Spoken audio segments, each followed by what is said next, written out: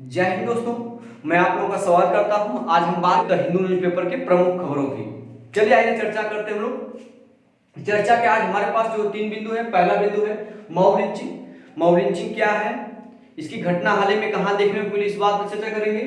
परमाणु हथियार जो सिप्री है, सिप्री द्वारा जो रिपोर्ट जारी किया गया है, इस रिपोर्ट के अनुसार किस देश के पास कितने परमाणु हथियार है और कौन सा देश वर्तमान में सबसे आगे है, कौन सा देश पीछे, इस बात पर चर्चा करेंगे हम लोग। और तीसरा है रूस और नॉर्थ कोरिया मतलब उत्तर कोरिया। रूस और उत्तर कोरिया की जो संबंध है उस संबंध में हम चर्चा करेंगे कि वर्तमान में इन संबंध में क्या बदलाव हुआ है, क्या होने वाला है, इस बात पर चर्चा करेंगे। तो पहले हम खबर लेके चलते हैं मॉब लिंचिंग क्या है। देखिए हाल ही में जो होता है छत्तीसगढ़ में यूपी के 3 लोग थे वहां पर, और उन तीनों लोगों को किसी एक समूह द्वारा, भीड़ द्वारा जो कहता है, भीड़ द्वारा उनको पकड़ा जाता है और पकड़ने के बाद उनको उनके साथ मॉब लिंचिंग की जाती है। मॉब लिंचिंग मतलब समूह या जनता द्वारा उस पर जो है किसी गलत कार्य के लिए दंडित करना ही मॉब लिंचिंग है। जब जनता किसी गलत कार्य के लिए किसी व्यक्ति को वो देती है, दंड देती है, तो उसे मॉब लिंचिंग बोला जाता है, जो कि एक सही नहीं है। हमारे जो है संविधान के अनुसार मॉब लिंचिंग सही नहीं है, ये गैर कानूनी काम है। लेकिन इसी बात पर हम चर्चा करेंगे। तो ये छत्तीसगढ़ में 3 लोग यूपी गए थे, जिसमें उनके साथ उनको किसी मतलब बड़े समूह द्वारा, भीड़ द्वारा पकड़ा जाता है और उनके साथ मॉब लिंचिंग की जाती है, जिनमें 2 लोगों की मौत हो जाती है और 1 लोग की वर्तमान में हाल ही में मौत हुई। इसीलिए जो मॉब लिंचिंग की घटना है वो प्रचलित है। अब मॉब लिंचिंग क्या, मैंने आपको बता दिया कि लोगों के बड़े समूह द्वारा हिंसा।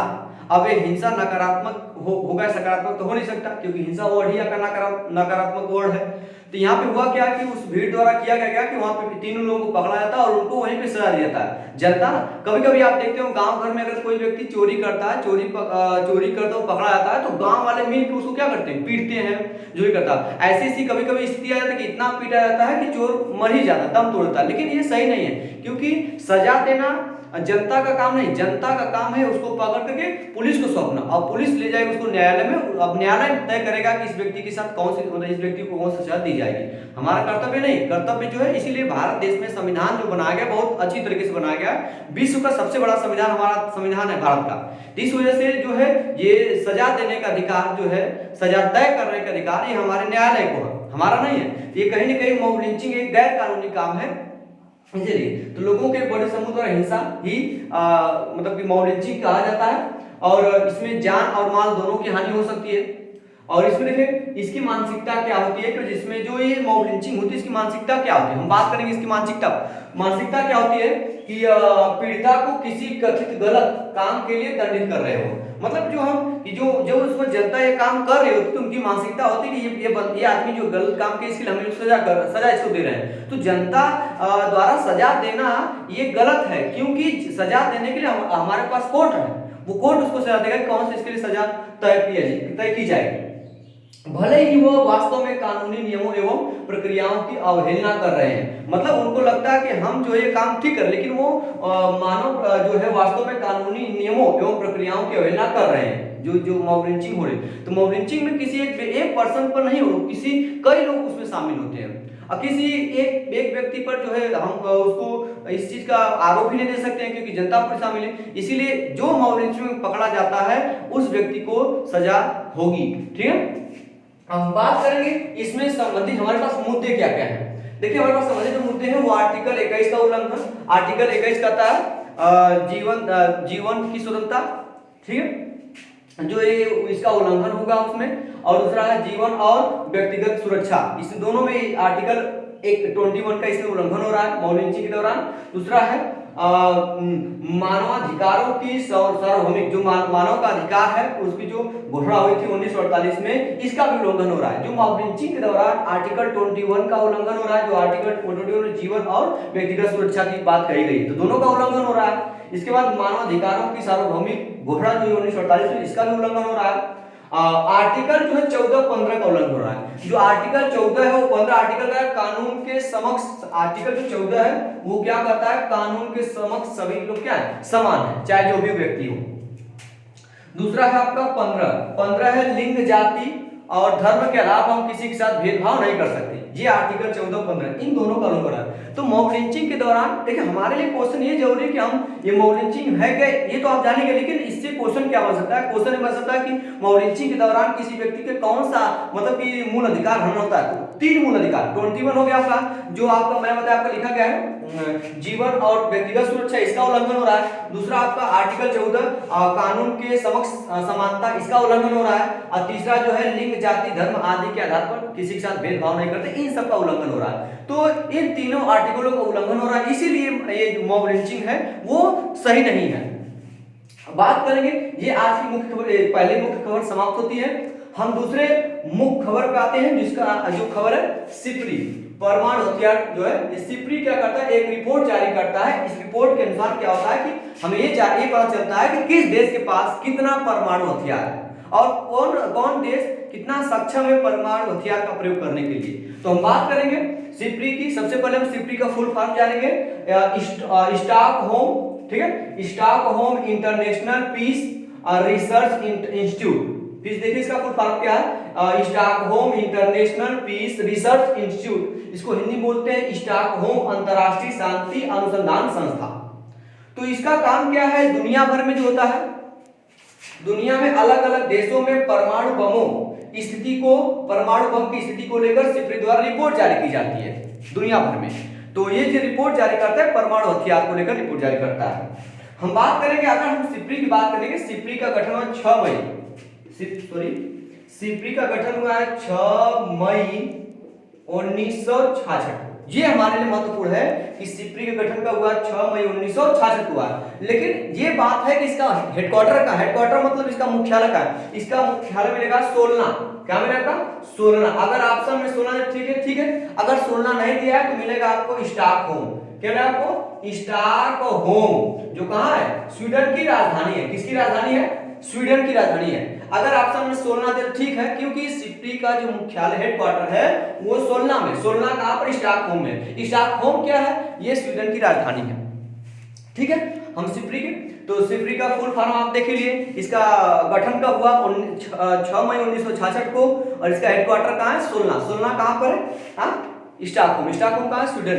ठीक है, अब हम बात करेंगे कि ये जो है परमाणु हथियार के बारे में रिपोर्ट जारी करता है। देखिए वर्तमान समय जो इसका रिपोर्ट जारी हुआ है, इस रिपोर्ट के अनुसार है 9 देशों के पास परमाणु हथियार। कितने देशों के पास, 9 देशों के पास हथियार है। और उसमें ये 2023 का रिपोर्ट देखिएगा, 2023 का रिपोर्ट है, 9 देशों के पास परमाणु हथियार है। इसमें सबसे ज्यादा जो हथियार किसके पास है, वो रूस के पास है। सबसे ज्यादा हथियार रूस के पास है, वो कौन हथियार, परमाणु हथियार। दूसरा है अमेरिका, यूएसए का मतलब अमेरिका है, और तीसरा चीन, चौथा फ्रांस। ये 4 देश के नाम आपको याद करना है कि 4 देश में कौन कौन आते हैं जो अग्रणी है परमाणु हथियार में, वो है 4, रूस, अमेरिका, चीन और फ्रांस। रूस, अमेरिका, चाइना और फ्रांस, ये 4 देश हैं। इसके बाद 5वें नंबर पे भारत आता है, उसके बाद पाकिस्तान। देखिए पाकिस्तान इसके पहले वाले रिपोर्ट में क्या था, पाकिस्तान आपका आगे था परमाणु हथियार, लेकिन इस रिपोर्ट में जो है अब भारत आगे निकल गया है। तो वर्तमान में भारत के पास जो है, अगर देखा जाए, अगर वर्तमान देखा जाए तो भारत के पास जो परमाणु हथियार है वो 172 हो गए हैं, जबकि पाकिस्तान के पास पाकिस्तान के बाद 170 है। ठीक है, तो भारत के पास 172 परमाणु हथियार है और पाकिस्तान पे 170। इसके पहले परमाणु हथियार में आगे पाकिस्तान था, लेकिन इस बार इस रिपोर्ट में भारत आगे चला है। अगर हम बात करेंगे चीन की बात करें, चीन के पास 500 हथियार है, मतलब इन दोनों के योग से भी ज्यादा है, समझ लीजिए। चीन के पास 500 हथियार है, परमाणु हथियार, ये है डाटा। तो हम बात करेंगे सबसे ज्यादा परमाणु हथियार के मामले में कौन नंबर 1 पे, रूस, अमेरिका, चीन, फ्रांस, ये घटते क्रम में है। उसके बाद भारत आता है 172 के 72 परमाणु हथियार के साथ, फिर अगले नंबर पे आता है पाकिस्तान 170, नॉर्थ कोरिया, इजराइल, चीन।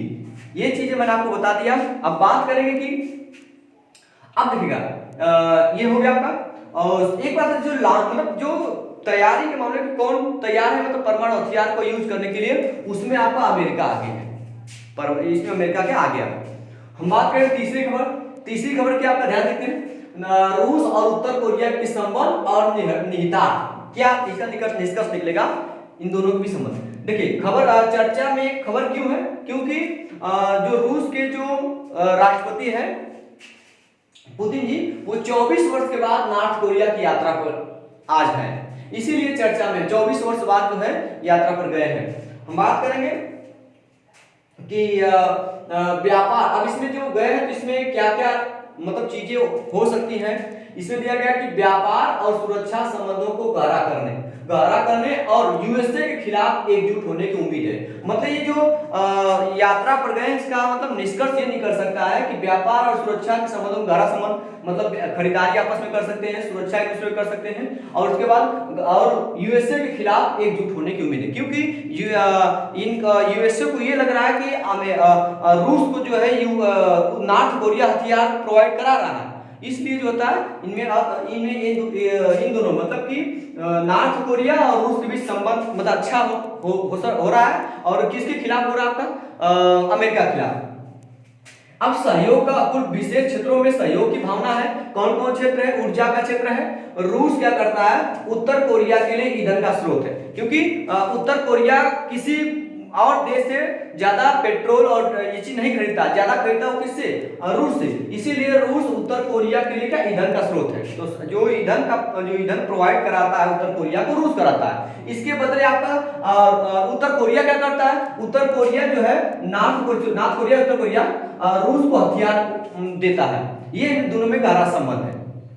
और ऐसा बात बीच में जो ऐसी बात फैली थी कि जो है उत्तर कोरिया जो है ये रूस और यूक्रेन के युद्ध में जो युद्ध हो रहा है उसमें जो है रूस को हथियार प्रोवाइड करा रहा है, ये कह रहा है। अब इसका असर भारत पे क्या पड़ेगा? भारत पे असर क्या पड़ेगा? देखिए, कोई प्रत्यक्ष असर नहीं, मतलब प्रत्यक्ष रूप से भारत पर कोई असर नहीं पड़ेगा, लेकिन अप्रत्यक्ष रूप से पड़ सकता है। क्योंकि अभी रूस और चीन के बीच थोड़ा बहुत मतलब कि जो हाथ एक दूसरे से मिलाने की संभावना व्यक्त की गई थी कि हो सकता है कि चाइना और रूस के बीच संबंध अच्छा हो। ये हमारे लिए जो बहुत ही मतलब कि अच्छी बात नहीं है। और उत्तर कोरिया अगर तीनों देश मिल जाते हैं आपस में तो थोड़ा सा हमारे लिए मतलब दिक्कत हो सकता है। तो ये हो जाएगा। तो ये आपका था आज की प्रमुख खबरें। और एक जो नीट की खबर चर्चा में चली थी उसमें जो है सुप्रीम कोर्ट ने ये कहा कि अगर जो बच्चों के बात में अगर सच्चाई होगी कितनी 0.001 अगर इतना परसेंटेज मतलब परसेंटेज में अगर सच्चाई होगी तो जल्द से जल्द कार्रवाई शुरू की जाए। ये नीट में जो है नीट का मतलब कि जो सुप्रीम कोर्ट द्वारा दिया गया फैसला है। अभी तो जांच होगी, उसके बाद पता चलेगा। चलिए आज के लिए इतना ही, धन्यवाद।